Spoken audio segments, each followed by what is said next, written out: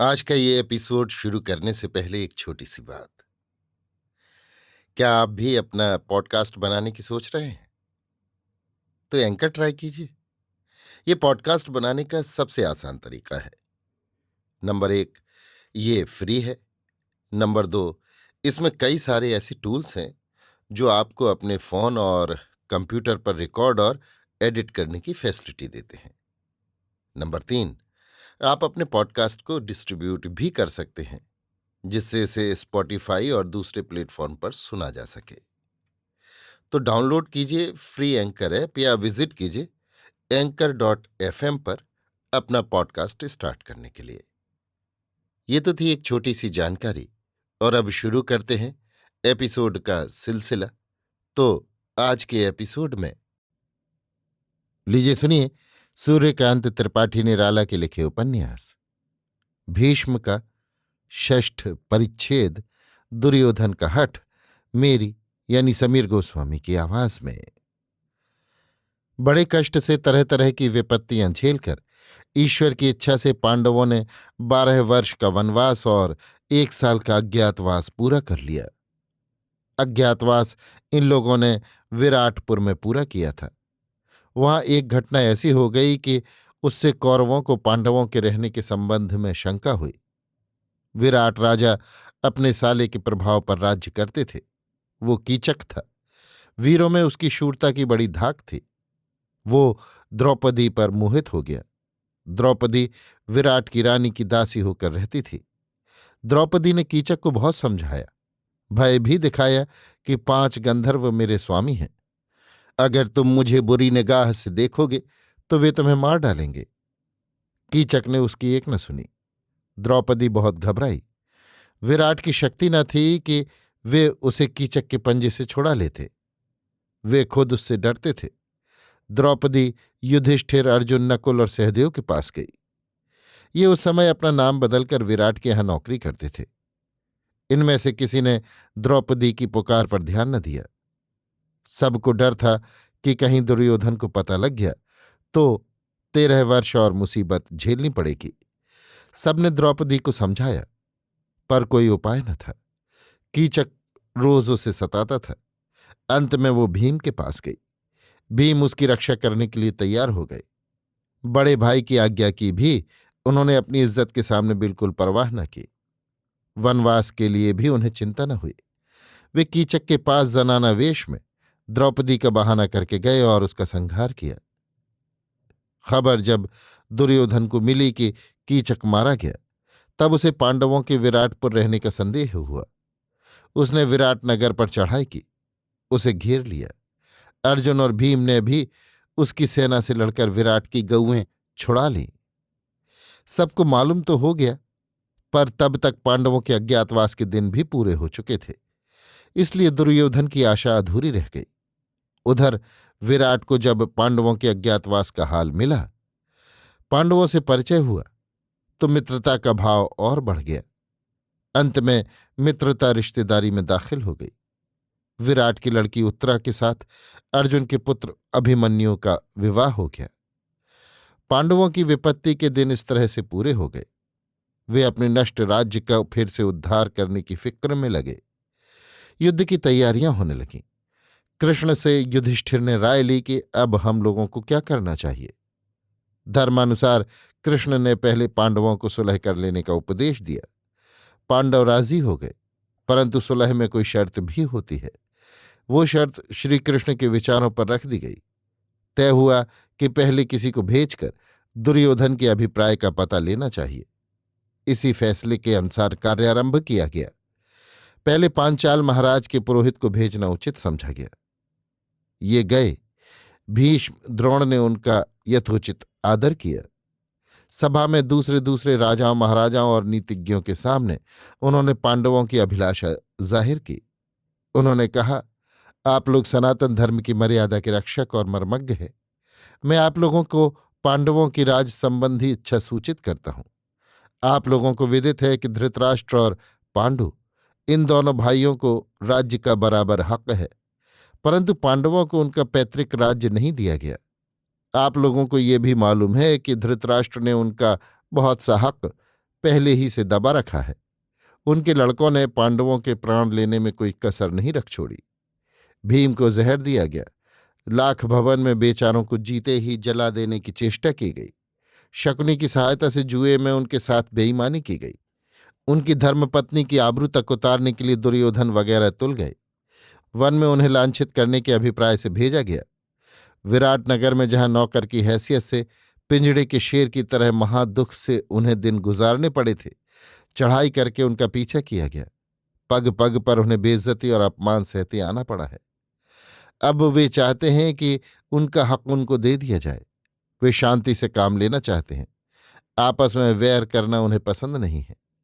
वे हर तरह से पराक्रमी हैं। लोहा लें तो आसानी से अपना राज्य ले सकेंगे।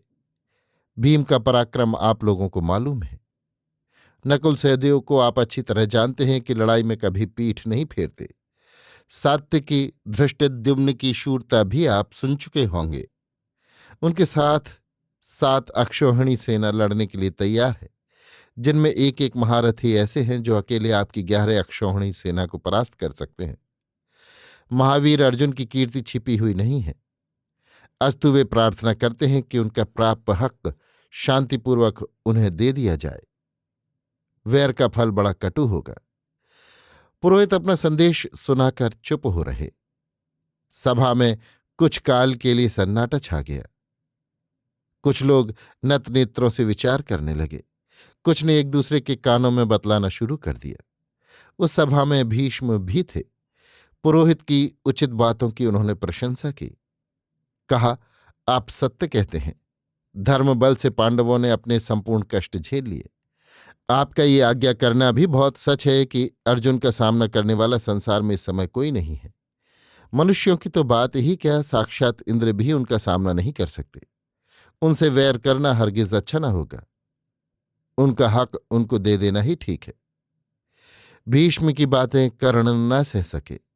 उनकी नसों में बिजली सी दौड़ने लगी। खून खौल उठा। कहा, ब्राह्मण सुनिए, अधर्माचरण यहां पांडव खुद कर रहे हैं। महाराज दुर्योधन ने अधर्म को आश्रय नहीं दिया। युधिष्ठिर के बिना इच्छा के कभी द्युत क्रीड़ा नहीं हुई। जुए की शर्त के अनुसार युधिष्ठिर अपना राज्य हार चुके हैं। क्या पाशे में धर्म नहीं था? जबरन उनसे राज्य छीन लिया गया है। वे वनवास के लिए गए तो क्या किसी ने उन्हें दिया था? आखिर शर्त पर ही तो हारे थे। उसी तरह राज्य शर्त पर हारे। अब क्यों उसके लिए हाथ फैलाते हैं? क्या ये धर्म है? धर्म की डींग हाँक कर ये सरासर अन्याय किया जा रहा है और महाराज दुर्योधन पर अपने बल का सिक्का जमाया जा रहा है। जिसकी लाठी उसकी भैंस, इसे ही कहते हैं। लेकिन इस तरह रोब गांठने से काम न होगा। महाराज दुर्योधन भी ऐसे डरपोक नहीं है कि आंख दिखाने से राज्य छोड़ दें। न ये अपने को उनसे किसी तरह कमजोर समझते हैं। पांडव जितना बनते हैं, महाराज दुर्योधन वास्तव में उनसे कहीं बढ़े चढ़े उदार है। वे अगर कृपा करने के लिए कहें, दीनतापूर्वक हाथ जोड़कर मांगे, तो महाराज दुर्योधन अपना सर्वस्व तक उनको दे सकते हैं। परंतु स्मरण रहे, आंख दिखाने से वे एक फूटी कौड़ी भी न देंगे। कर्ण की आवेश में कही गई तमाम बातों को सुनकर भीष्म ने कहा, कर्ण, तुम्हारी बातों से अहंकार टपकता है। तुम न्यायपूर्वक वार्तालाप नहीं कर रहे हो। तुम अपने पक्ष को बहुत बली सिद्ध करना चाहते हो। पांडवों को कहते हो कि आंखें दिखाकर राज्य लेना चाहते हैं। ये अहंकार नहीं तो क्या है? क्या अकेले अर्जुन ने 6 महारथियों को विराटपुर में परास्त नहीं किया था? क्या उस समय तुम न थे? क्या पांडवों के बल की था उस समय तुमको नहीं मिली? क्यों अकारण उत्तेजना फैलाने वाली बातों पर इस तरह बहक रहे हो? ब्राह्मण ने जैसा कहा है, अगर उसी के अनुसार हम लोग कार्य न करेंगे तो इसका परिणाम बहुत बुरा होगा, इसमें कोई संदेह नहीं है। संधि के प्रस्ताव पर कई दिनों तक बहस होती रही, परंतु कुछ फैसला न हुआ कि क्या किया जाए। भीष्म और द्रोण आदि कौरवों के सच्चे हितैषियों की तो शांति स्थापना की ही इच्छा थी, परंतु कर्ण और दुर्योधन आदि का इस ओर जरा भी रुख न था। वे बिना लड़ाई के एक बिस्वा जमीन भी नहीं देना चाहते थे। कई रोज तक सभाएं हुईं। रोज इस प्रश्न पर तर्क और वाद विवाद होते रहे। एक दिन धृतराष्ट्र के दरबार में कर्ण ने कहा, महाराज, ये तो आपको मालूम ही हो चुका है कि न्यायानुसार पांडवों का कोई हक नहीं रहा। जिस राज्य के लिए वे इस समय त्योरियां बदल रहे हैं, उसे क्या वे दांव पर रख नहीं चुके?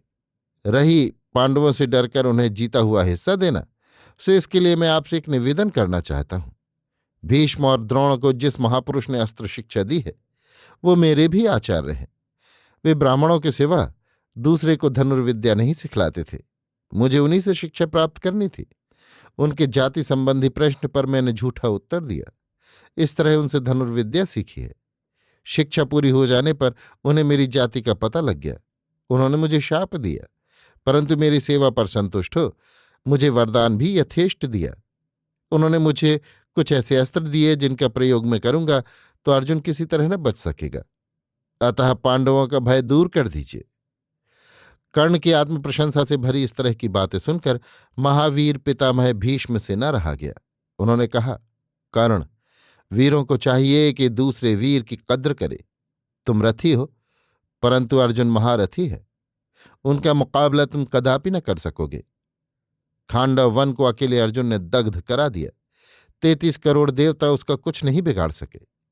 दूसरे अर्जुन के साथ भगवान वासुदेव हैं। तुम्हें जो शक्ति मिली है, तुम वासुदेव के चक्कर में पड़ोगे तो वो निस्सार हो जाएगी। वो तुम्हें कोई काम न दे सकेगी। अर्जुन के दिव्य वाणों की तुम्हें खबर नहीं है। अपने वाणों से वासुदेव की सहायता से अर्जुन संसार भर के वाणों का सामना कर सकता है। अर्जुन की प्रशंसा सुनकर कर्ण की देह में आग लग गई। क्रोध का पारा अपनी अंतिम सीमा तक पहुंच गया। कर्ण झुंझलाकर उठे और कहा, महात्मा भीष्म, वासुदेव के लिए आपने जो कुछ कहा है मैं विनयपूर्वक स्वीकार करता हूं, परंतु अपने संबंध में मैंने जो कुछ कहा है उसमें जरा भी अतियुक्ति नहीं थी। इस सभा में आज से मैं धनुष रखे देता हूं। अब मैं भीष्म के जीवित रहने तक धनुष न उठाऊंगा। इनके बाद ही मैं वीरों को अपनी योग्यता का परिचय देना चाहता हूं। ये कहकर महावीर कर्ण कौरवों की सभा से उठकर चले गए। भीष्म मुस्कुराए। दुर्योधन से स्नेहपूर्वक कहा, राजन, ये प्रतिज्ञा तो तुमने सुन ली। मेरा निधन जब तक न हो जाएगा तब तक कर्ण धनुर्धारण न करेंगे। अच्छा है, जब मैं न रहूंगा तब कर्ण की वीरता का पता लगाना। परंतु अगर तुम युद्ध करना ही मंजूर करोगे तो सुनो, मेरे रहते कोई तुम्हारी छाया भी स्पर्श न कर सकेगा।